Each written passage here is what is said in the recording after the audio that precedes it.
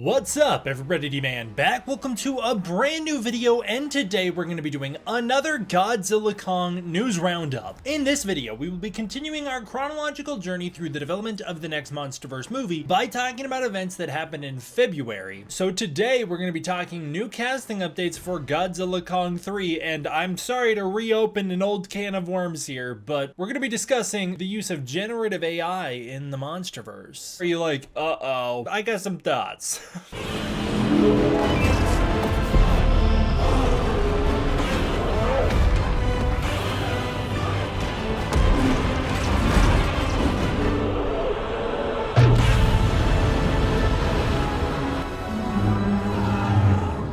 Starting out, it is so rare for me to find Godzilla memes that I enjoy, but I really liked this one. So it got pretty popular in the Godzilla community that in the Godzilla Kong The New Empire novelization, when Kong fights Godzilla in Egypt, he first of all recognizes only that Godzilla is pink instead of blue. That's like the only difference he notices. Guess Kong didn't study Godzilla's design the way we did, because as far as he's concerned, that's like the change. And then also, like, Kong doesn't notice. When he's fighting him, he doesn't notice that Godzilla's been significantly amped up, which led to this meme, which I thought was great. This was Gorilla Geek 27. Behold my new form. Is it not fearsome? You dyed your hair?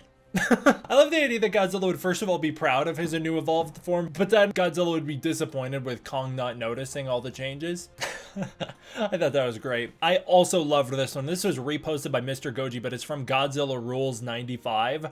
I just need your help. I don't fucking care. Uh-oh. And this one just cracked me up. The more I watch it, the more I love it. It's too perfect, man. It's too perfect. Showing off some artwork from the community. This first piece comes to us from Matt Frank. Matt Frank, of course, legendary Godzilla artist. This is Matt Frank's 70th anniversary Godzilla art piece right here. And really, it's a giant love letter to the Reiwa era. I think it is amazing. I love it so much. I love making Ultima the centerpiece. You've even got the Mecha Godzilla from Singular Point. I have no idea who that's supposed to be. Honestly, let me know down below. I don't recognize that Godzilla. I really like this one, so I wanted to show it off. Next up, this one comes from Tom.Arts, and it is a King Kong vs. Godzilla Heisei edition. You've obviously got like Jessica Lange down there in the bottom, but then you've got King Kong fighting Godzilla, but they're both drawn to look more or less like they did in their respective Heisei series. So Kong is the Kong 76, and then Godzilla up top is kind of like a Godzilla 91-ish. He actually looks a little Final Wars-ish to me as well, but I just thought that was great. Next up, this was posted by Kaiju Fun Facts, and the Godzilla community went wild for it. They loved this stuff. It's a compilation of all of these times Nick Cage has been seen wearing Godzilla apparel, and then there's one where he's got the Godzilla and the Wolfman poster, and Godzilla fans were going crazy for this, begging for Nick Cage to be in the MonsterVerse, wanting this so badly. I'd be down for that. I've said this before, but there are some name brand actors who I don't think would be a great fit for a franchise like Godzilla, as it would become all about them. And then there's like some actors where I think like Nick Cage would be willing to play ball and play like a character and not be like the Nick Cage show. I'd love that. That'd be great. Nick Cage and Adam Wingard do know each other. They were working on Face Off together. Our best bet to get Nick Cage in the MonsterVerse is if Adam Wingard returns. That's where I feel like that would happen.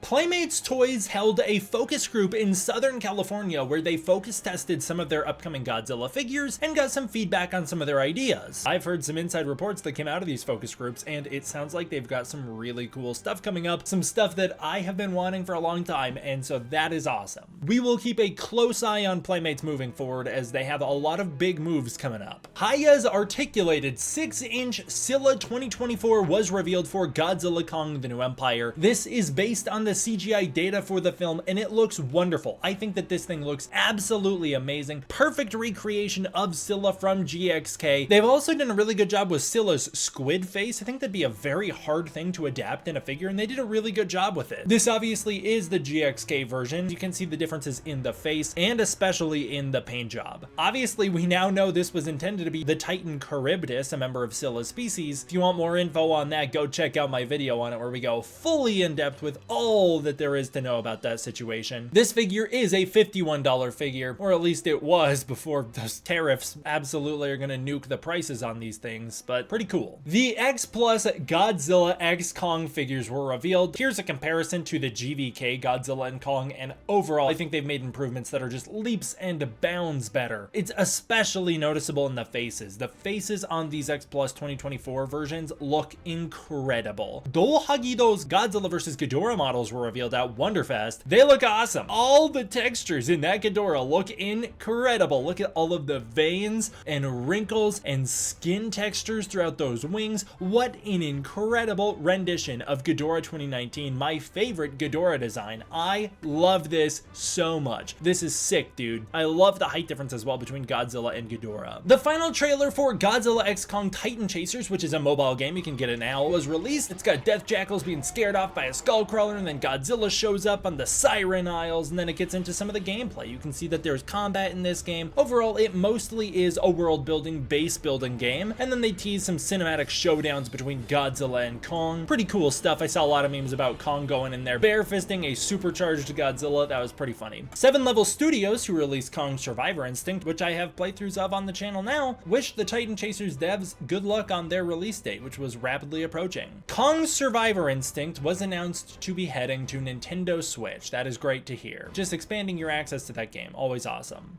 Okay, here's where we get into our complicated discussion. Evil Genius Games has released a series of MonsterVerse installments. For instance, they did the Kong Skull Island, a cinematic adventure, which was like a tabletop game set in the world of the MonsterVerse. There's like some character profiles and stuff they released for it. Overall, it's fine. Not my style, not my type of game. I would be a lot kinder to it if they didn't pretend that it was canon to the MonsterVerse. By claiming that it's canon, you put a target on your back from people like me who are like, no, you're not, and you're telling people that so that they buy it, and you fully know that no one's going to follow through on whatever you're claiming is canon in your story. I don't know, it rubs me the wrong way, but the reason this is important is because Evil Genius Games released the Kong Skull Island Creature Codex with art by David Chen. This led to a very complicated discussion in the fan base over whether or not there is generative AI art used in these, and I'll give my impressions here. I absolutely think there was. Like, even if you just simply look at the cover, if you zoom in on Kong's head, there's artifacting all over the place. His eyes are also like not detailed. They're just kind of like yucky blobs of whatever. Maybe that's an artistic choice to create this like really smeared aesthetic. I suppose. Let's see if that aesthetic holds up when you go into the art, and of course it doesn't. There is hyper sharp AI generated looking images here. Now, I don't know for a fact that this stuff is AI, but the smoothness of the foreground rocks compared to the absolute sharp contrast of the horse's body, the artifacting around the horse itself, almost as if they're like trying to autofill the background and it's like picking up pieces of the rest of the artwork and smearing that along with it. And then the contrast, like that's just classic AI images. AI does tend to struggle with contrast. It is getting better, but generally speaking, the contrast is pretty flat in a lot of these art pieces, and that's another big tell. I know Kaiju Canuck made a video about this topic talking about if this used AI art, and I think he's being incredibly generous to this material. He's mostly focusing on the fingers and the toes, and even he finds a discrepancy within the fingers and the toes on some creatures. I don't want anybody to judge David Chen because we don't know. We simply don't know. What I want you to be is wary and cautious, and hang on to the feelings you felt about being maybe upset that they used AI art. Hang on to that, because I'll get back to that in a second. The one that really gives it away to me is the galloping crocodile. When you zoom into it, partway through the chest pattern, it disappears just into nothing. Also, if you look at the sides of his boobies, they kind of like blob into the arms and shoulders. He's got like a really pronounced breastplate, but it's facing two different directions. You can see it's sticking out near his right arm, or screen left. It's sticking out as if that's part of his chest, but then his chest is actually up top facing a different direction. Moving into the lower body, you can just straight up see some texturing that you'd associate with probably being on the front of his stomach, just kind of smeared down below onto the leg, spilling over onto the leg, and then underneath, once you get into the back of the tail, it just kind of disappears into like little bumps, like little circles. Like, I don't understand what that is even supposed to reference preference. It looks really bad. You know, it's hard to say. Like, I enjoy the aloe turtle art. If it isn't AI generated, some of the artwork's pretty cool, but some of it, like that crocodile, is like really sloppy, and what are we doing here? Even King Kong looks a little weird in that he's backwards. His chest scars are facing the wrong direction. When you look at the Night Boy, you see more of that smearing that I'm talking about, where there's a lot of smearing going on in these images, where like there's a lot of artifacting around the characters themselves, as if pieces of them have been snagged and are accidentally being painted into the background of these images. And you see that a lot throughout a lot of this artwork, where things just kind of disappear into the backgrounds. Camazotz, which is pretty cool to see return. This is actually a pretty neat interpretation of Camazotz, looking wildly different than he did in the comic book Kingdom Kong. But Camazott's texturing just kind of disappears into smears as you go from the chest to the wings, and then the wings have more texturing, almost as if those transitional portions really struggle with whatever they're using. Whether it be a brush choice or actual AI generation, I have no idea. I don't know. I'm not going to say one way or another, but you know, Evil Genius Games is very committed to the fact that there was no AI generated art used, and if that is the truth, I really feel bad for David Chen for being so criticized for it, because he shouldn't have to be. We shouldn't have to have an issue where AI generated images are so popular that we can't trust whether the products we're getting are AI generated or not. That sucks. What I will say is they used some progress pictures that were trying to prove that no AI was used. Those progress pictures look equally as blurry and muddy to me, like they're not very well defined. What I do know is that it would be very easy to draw a sketch and then to try and use AI to texture the sketches, you know, maybe using AI to take a sketch that has been drawn and then trying to bring it to life in textured form, and the textures get all messed up like what I've seen. Or, you know, it could be even easier to take a picture of the horse, for instance, was the one they showed the progress pictures of, and then have an AI software generate a bunch of images related to it that look like sketch versions of it. That's an even easier thing to do. The thing that I think is truly important is that you probably felt it, and I felt it for sure, kind of cheated when all of this artwork was revealed, and I think it's because overall it's just kind of a lazy product. It doesn't feel as high quality as something like Peter Jackson's King Kong mythology, having books dedicated to the ecosystems of Skull Island that were really, really intricately, beautifully thought out. This stuff feels more like cash grabs. So I think regardless of whether or not there's AI art used, a lot of the outcry I heard was people saying that they did not like the artwork, whether or not that's what they realized. They did not find the quality of the artwork to be worth their money. That's really what a lot of people were saying. And that's how I think a lot of people should look at it, is like, we don't know if AI was used, but what we do know is that we should want a little higher quality standards, and this is an instance where I feel like I want a little more standards than that.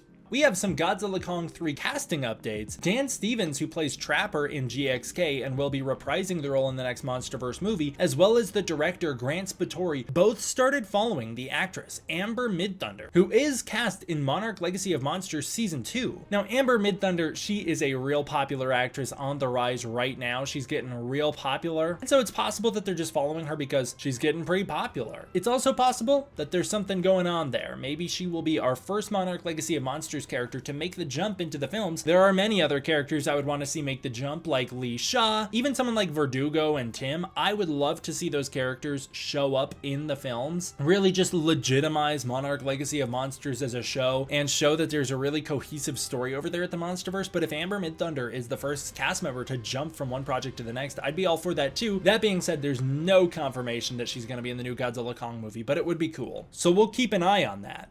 Finally here, the British actor Jack O'Connell was officially cast in Godzilla Kong 3. Now, O'Connell's having a pretty big year. He's in Sinners and will be in 28 Years Later, right around the corner. I've heard he is fantastic in Sinners. I'm hopeful to see what he brings to the table. Now, there is so little information. We don't know jack about what he's doing in this movie, other than that in this Hollywood Reporter article, it is confirmed he is going to be Caitlin Dever's brother in the movie. Caitlin Devers is her name. I pronounced it Caitlin Denver the entire last video. Thank you guys to the people who corrected me in the comments. I really appreciate that. My bad. That's just totally on me. I just saw the name and filled it in. Jack O'Connell and Caitlin Dever will be playing a brother-sister dynamic in this movie. Does that mean that the MonsterVerse is going with the tried and true family drama storyline? I don't know. I could very much see that being the possibility, and I would think people are going to be pretty upset about that in the Godzilla fan base, but I don't know. I could see that being a possibility. I've heard some rumors that Dever's character is going to be working for Monarch, although I've seen no confirmation of that as of yet, but you know, I'm covering this stuff chronologically chronologically, so I'll learn it at some point if that is the truth, or if that's confirmed anyways. And so does that mean he would be too? I don't know. It'd be interesting to have a dynamic where we have one family member who is in Monarch and one who is not. That would create some really interesting drama, kind of like Monarch Legacy of Monsters, or it could be an even more interesting way to just show us two different worlds of the MonsterVerse. Even if they get along great, it'd be really nice to see like a total everyday person entering the MonsterVerse, kind of like what Kong Survivor Instinct did with the David character. So that sounds pretty cool to me. I'm excited to see what the new cast brings to the table in this new movie. That's where I'm going to leave it for this one, you guys. I want to give a huge thank you to my patrons over on Patreon. It is through the support of the patrons on Patreon that I'm able to continue to make videos like this for you. If you want to support the Patreon, you can use the link in the description below where you can get early access to content, access to the Discord community, and more. If that's not your thing, please consider joining as a channel member. Either way, remember to like and subscribe. Thank you guys all for watching. I hope you enjoyed. I will see you all next time for the next one. D-Man,